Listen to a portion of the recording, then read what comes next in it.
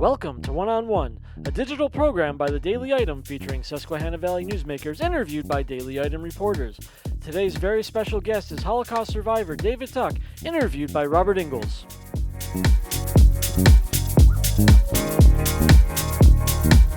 The Sunbury Motor Company. Ian Chikuski, certified Ford sales professional, Mount Carmel and Shamokin area. Right now, save $8,000 on all 2019 Ford Escapes in stock. The Sunbury Motor Company. Austin Martin, Kia Elite Sales Consultant, Maranatha Christian School. Right now, save $5,000 on all 2019 Kia Sorrentos in stock. A tradition of trust since 1915. Welcome to One on One. I'm Robert Ingalls, and we have a very special guest with us today, Mr. David Tuck, a Holocaust survivor. Thank you for joining us and taking the time. Thank you for inviting us. How are you doing today? I'm doing fine as long as I go out and speak. Tell the people that there was a Holocaust. Make sure that they'll never forget it. What is bringing you to the schools? How long have you been doing this now? Over 35 years. And what have you seen in your 35 years of touring schools? There's some people deny that the Holocaust ever happened.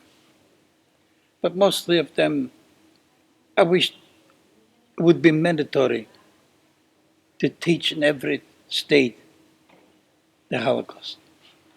Do you find it hard to believe that there's people out there that don't believe in it? You can do nothing about it. It's human being. They want to be important. What is probably, besides the fact that it did happen, what is the most important lesson to you to try and get across to the kids? First, don't live with hate. Hate will destroy you. How many times you say to your brother and sister, I hate you? Can you imagine if I would sit there and dwell on my number? What life would I have? I would have no life because I live with hate. And if I have to look at it, sure, when I speak about it, I bring back my life, my story, but it's finished. I tell myself I'm free. It's good to know about it.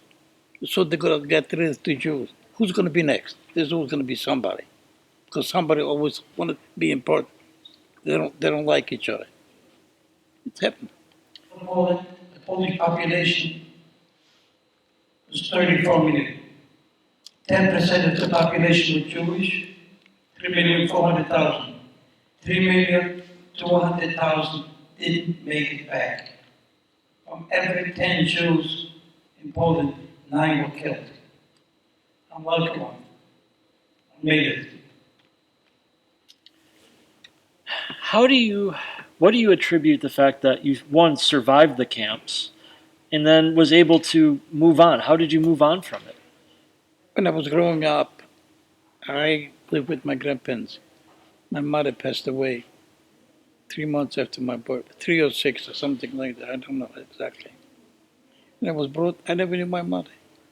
I lived with my grandparents until I was 8 years old. My grandfather, my grandma, and uncle. My grandpa was a religious person. He made sure I go to religious school and go to public school. And I went to the public school first. And then after I finished public school, daytime I had to go to the religious school. And if I went out and play a little bit soccer over there, if a teacher saw me, he said, David, did you do the homework? That's the most important thing. Not how good you're doing, just homework and education. I do the best I can. I don't sit there and dwell on it. But I will never forget. And I don't want it to happen again. It's going to happen again. Terrible. What are some of the memories that stick with you from that time? Most of them live with my grandparents. Can you imagine? I have no mother, no father. My father remarried. And I met my father when I was 8 years old. On vacation time, I went at my uncle's place. She had 4 brothers. And one day, my uncle said, a man wants to see you. They had connection with them, I don't know. But my grandpa never mentioned him. Never mentioned the mother either. Because she figures it's gonna be good for me, you know. And my uncle said, Dave, somebody wants to see you. And the man came in, said that the man wants to see you. And the man said, David, I'm your father, Morris. My father would be older. I said, why took you so long, right? I want you to come with me. There's a mother there, two sisters and a brother. When he said, I want you to come with me, I started crying. I want to go back to my Bobby. And my uncle said, David, if you don't like it, nobody's going to keep you there. You can come back to grandma. And then you know what happened. 2 years later, I had a rough life there. Rough. I don't want to say it, what's happened. Did you ever, see your grandparents again? No. No. My grandfather passed away meantime. My grandmother was old there. I don't know what happened. No, it's a kid that I didn't, And the war broke out. And when I lived with my father, like I told you, had a rough life. I don't want to go in detail. That's okay. That's okay. We won't make you go in detail. No. It wouldn't be nice for them. You're going to go now to work. You go to Auschwitz. I never knew about Auschwitz. Because we had no communication with the world. There were only Jewish people there. The most of the people either were dead, Jewish people, or in camps. They put us in a passenger train. Why now we're going to work in a factory building guns? We didn't know what. You might be so before a scene here with the women and children on one side, the men on the other side. I was there. The bus, the truck, the train goes through Auschwitz, it keep going. You ever heard the word working out? All the crematorium and all the guest chambers are there. Now that the women and children didn't know, because music is playing, I didn't believe it either. So the train took off, we stayed there to put us on truck and put us to the office. You know what happened to the women and children? They thought to go into a shower, they were gassed. They lived close, not too far from the German border.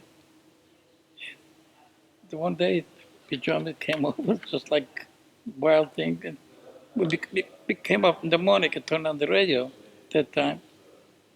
And said to listen to the Polish music. I listened to Germany. Deutschland liberales. Germany for the whole world. And they pushed to meet us. In our town, we didn't have too many Jewish families. I think we had maybe 18 families, maybe more, maybe less. And then we were there. They make us wear armbands, yellow armband. Then they used to wear a Star of David, one in the front and one in the back. If I walked on the street, on the sidewalk, and if an assessment, those are the guys in the black uniform, if you walked on the same sidewalk, if I didn't step down in the street, he would kill me. But that's life. As a young boy, I didn't know what was going on. What did you do after the war? After the war, when it came, I was liberated in Austria, in Mauthausen. It's another godforsaken camp. And I was liberated in Gusen. I was 15 years old and I weighed 78 pounds. They told us the last day that the Americans are going to come down the mountain and you're going to be free. But there were machine guns all over. They said anybody who tried to walk out before, you know what's going to happen. Mm-hmm. I went back to the client. I was glad I could still walk and talk. I lived on bread and water for so many years. 2 slices of bread in the morning, bread in the evening, and soup in the daytime. There was just nothing. Pillows. We used to use the plates, but we used to sleep on it. I lay awake and I could hear the rumbling. The American came. American came, they told us, nobody walks out of the camp. You're free. All the camp now are not concentration camp. the survivor camps. What was it like when the Americans came? The American camp, this was the tanks of liberated. And I was building, would you believe it, the Stukas. You heard about the Stukas? No. Oh, they had big guns, big. Before I worked in Auschwitz, I was building the guns, 88 millimeter guns. And people say, why didn't you sabotage? I say, what would it going to do any good? I sabotaged, they're going to kill me, that's all. They lost the war anyway. I blame the government, I blame the American government.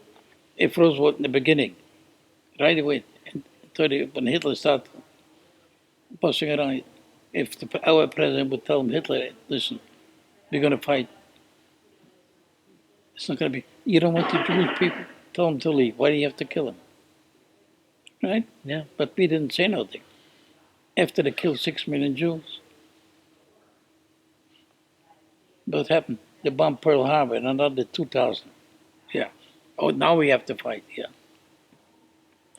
They asked us where you want to go. American opened an office. He said you can stay here. All the camps not going to be survivor camp. And they said if you want to go to Italy, you can go to Italy. But we don't run Italy. The English took over Italy. I said I go there. I don't want to live in the thing. I was 15 years old. I weighed 78 pounds. I had doctors that took care of me. It took me about maybe 3-4 months before I got my weight back. And then I lived there for 10, 11 months. I don't remember exactly. Then we went to, people said, why are we staying around? Let's go to another country. We went to Paris. A lot of people. In Paris, I got off a train.